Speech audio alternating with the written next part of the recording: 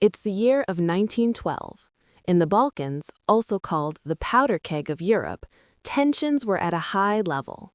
We are before the First World War, in the last years of the Ottoman Empire and of their deep rule in continental Europe.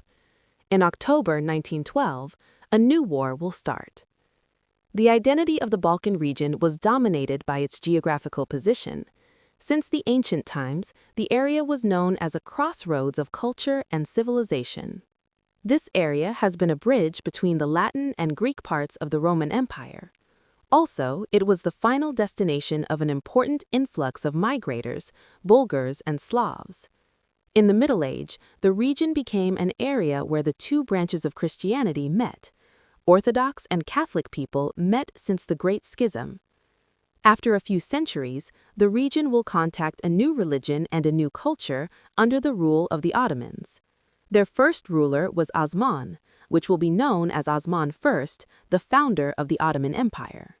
It's not known for sure how small an Anatolian beylik started to dominate the region, but the vulnerability of the Byzantine Empire created the situation for them to expand. They passed into Europe, defeating local leaders and taking profit from the instability of the region. By the year 1400, the Ottomans were a true power, having control of much of the Balkans and western Anatolia. For the next centuries, the Ottoman Empire will expand even further and will rule the Balkans for more than 400 years. The majority of the people living in the area were Christians, speaking a different language, having another culture. The differences between the Turkish culture and the Balkan ones were huge. The Ottomans reached their peak in the 16th century, but in the next ones, their military system fell behind that of their European rivals. The Sultanates suffered military defeats in the 18th and 19th centuries. Also, rebellions started to happen, especially due to the rise of nationalism, a popular sentiment which changed the history of Europe. The 19th century was a period of rebellions in the Balkans. Serbs, Greeks, Romanians, Bulgarians, and others revolted in a way or another against the Ottoman rule. Greeks declared their independence in 1821, and it was recognized in 1830.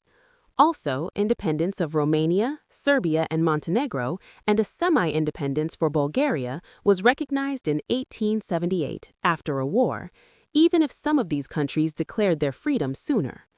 By 1908, Bulgaria was recognized as fully independent.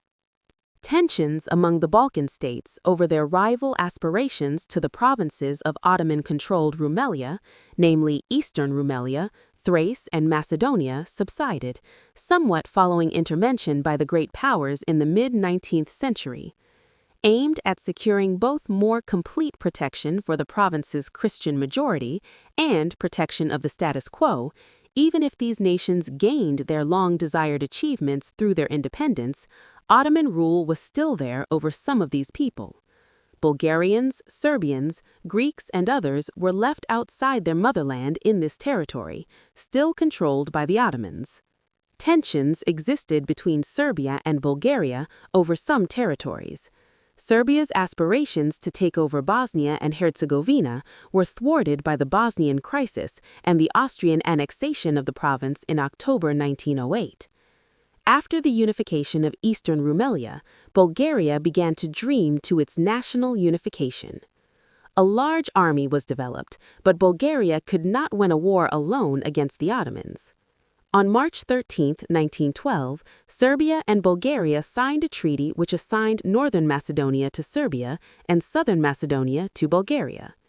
In May 1912, Greece and Bulgaria signed a similar treaty, making use of the military actions against their common enemy. Montenegro's attachment to the League was secured by an informal arrangement with Bulgaria and Greece, and a treaty with Serbia concluded in September 1912.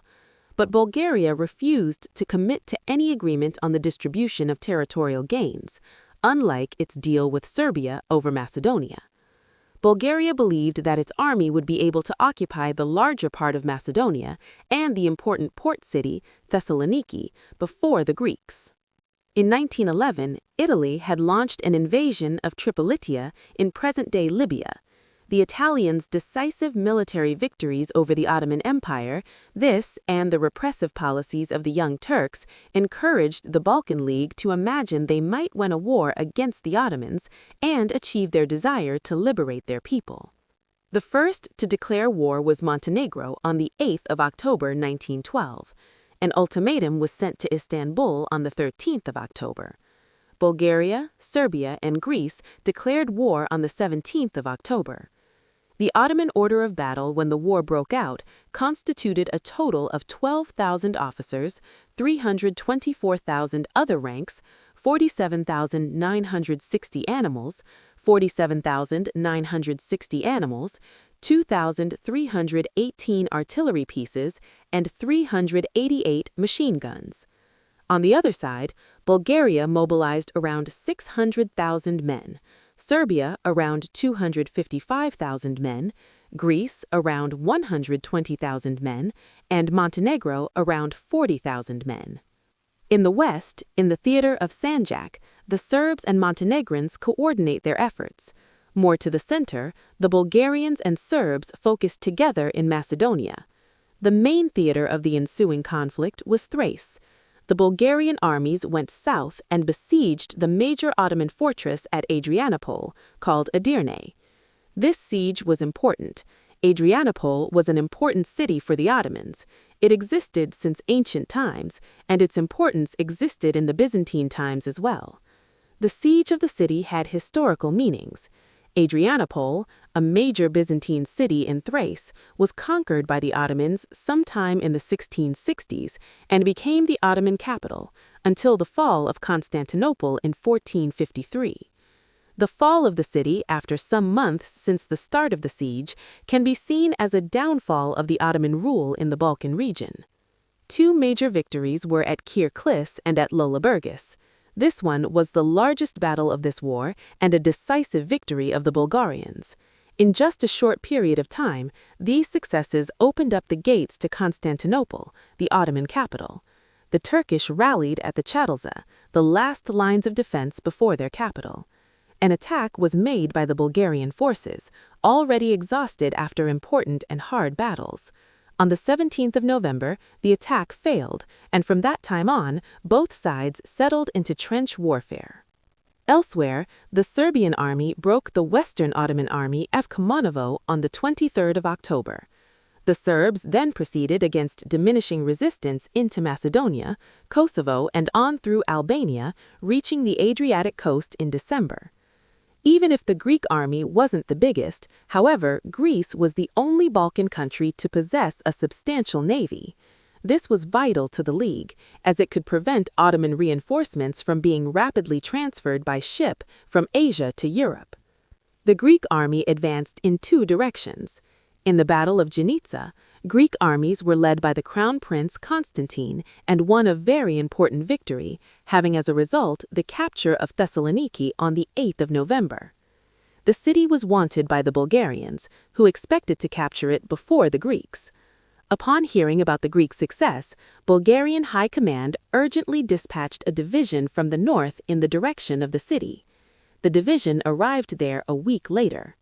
Further west, in the Epirus front, the Greek army was initially heavily outnumbered, but due to the passive attitude of the Ottomans, pushed north after the victory at the Battle of Bizani in March 1913. Montenegrin forces moved into the Sanjak of Novi Pazar and besieged the northern Albanian town of Scutari. The Ottomans signed an armistice with Bulgaria, Montenegro, and Serbia on the 3rd of December 1912. Greek military operations continued. By this time, Ottoman rule was limited to the three besieged towns of Adrianople, Yanina, and Scutari, the Gallipoli Peninsula, and eastern Thrace behind the Çatalca lines. While fighting took place at Adrianople, Scutari, and Yanina, the armistice was signed and a peace conference met in London in December 1912. As a result of the Ottoman collapse, groups of Albanian nobles, supported by Austria and Italy, declared Albanian independence on the 28th of November 1912. A coup on the 23rd of January 1913 returned a young Turk government to power in Istanbul.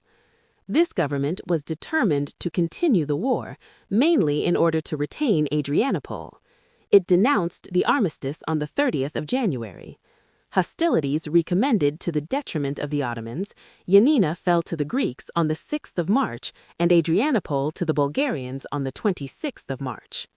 Meanwhile, in London, peace negotiations resulted in the Preliminary Treaty of London, signed on the 30th of May 1913 between the Balkan allies and the Ottoman Empire. By this treaty, the Ottoman Empire in Europe consisted of a narrow band of territory in eastern Thrace, close to their capital. In the war, the Ottoman army was quickly and decisively defeated, as the Balkan forces drove the Turks from almost all of their territory in southeastern Europe over the course of a month. Of course, there were Ottoman victories too, but with less impact. The internal problem of the Ottomans, the instability of some territories, the wars and exhaustion of the